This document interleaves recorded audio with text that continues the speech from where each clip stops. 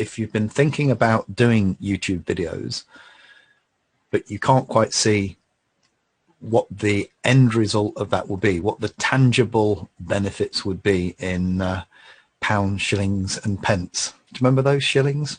Or if you're in America, dollars. Maybe it's worth just considering my story. Not that this is making millions of pounds yet. There's no reason why it can't in the long run. But just think how this might apply to your situation. So brief history. In 2016, I started making children's nursery rhymes for YouTube, animated videos.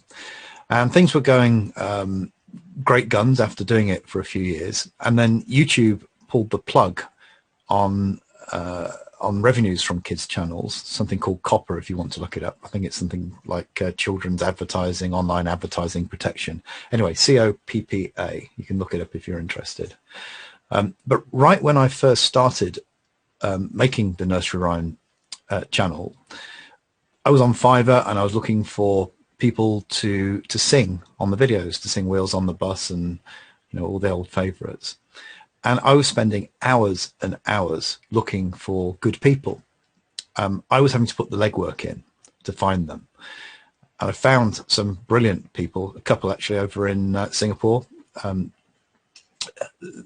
that came from Fiverr. Sean and Sarah are their names. Met them a few times. They actually came over to London, and so that was nice to make those connections. But certainly in the early days, it was a real problem trying to find singers. So I was, I don't want to think of this as kind of like balance of power, but I was the little guy competing for the resource, the skills, which was the singers. But a few years on, when now the channel's established, I just want to show you my email account because it's quite incredible. Look at this. Just today, there's one to 23rd of April. I'm not going to go through all of them, but if I just scroll, you can see how many singers have applied to work with me. There's lots of them.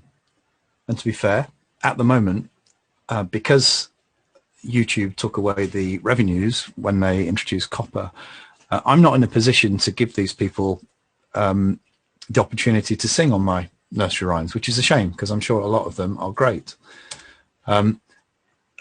But it demonstrates that should I need singers in the future, and I'm going to come on to why I may need singers in the future, I won't be going out onto Fiverr and having to look for them because people will come to me. So the balance of power or the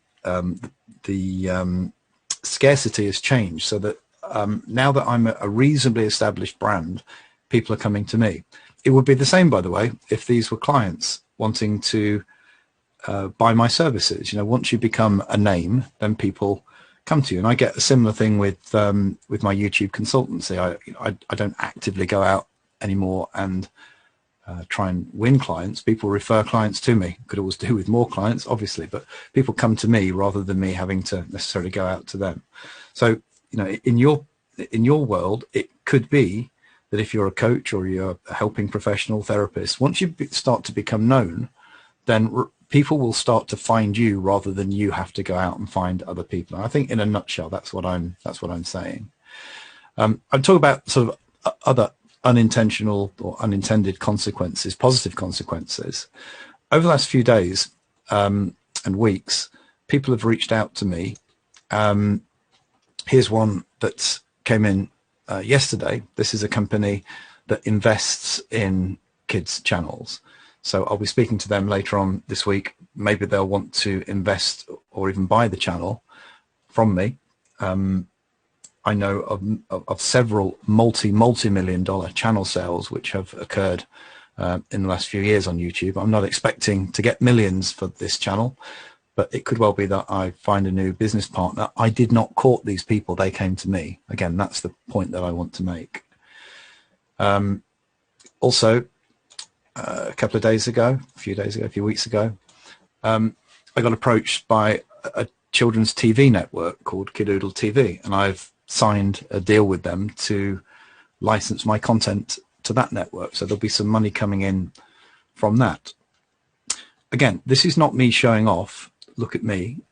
I don't know how much money I'll make from this, but the point that I'm making is that I didn't set out to court these opportunities. These opportunities found me because I was doing something which I loved, which was creating YouTube videos, and these have happened as a consequence. I haven't had to waste time going looking for other opportunities.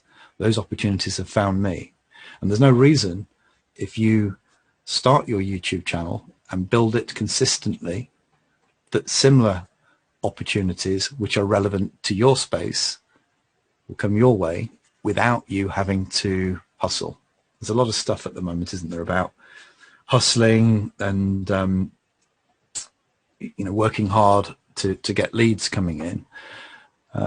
My contention is that if you do video or create video content about what you're skilled in and what you're passionate about, then the law, and I've put law in inverted commas because we all know things like the law of attraction are referred to as laws, where they're not. They're basically heuristics.